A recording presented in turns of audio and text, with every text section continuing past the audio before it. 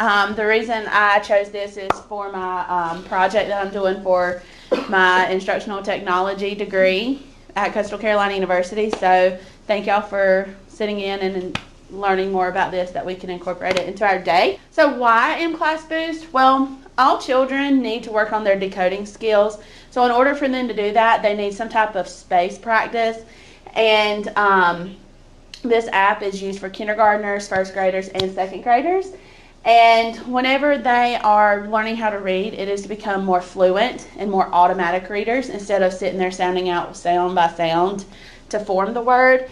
And it provides this practice so that way they can build on those skills starting at the very beginning up to advanced phonics. Okay, so whenever you get to here, you're going to go to the bottom of the screen where it says extra practice for students, and you're going to click view Boost dashboard. This is where you will access all of your Boost information.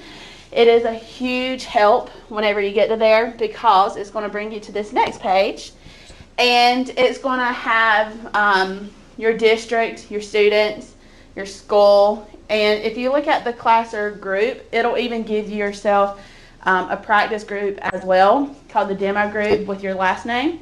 And what's your question? What do the percentages mean that I see here?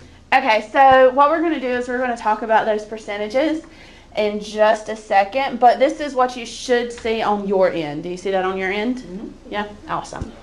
So the percentages, if you look here where it says phonological awareness, it starts them off at a certain point based on their scores that they've done through DIBELS.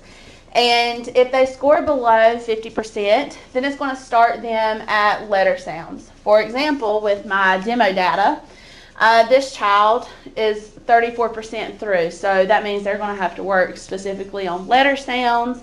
And until they get to where they are mastering it, that percentile is not going to change. So if their score is declining, it's not going to go past 34. It's when they get past that 34th percentile that it starts to move them on. And once they've completed that 100% task, then it unlocks for blending.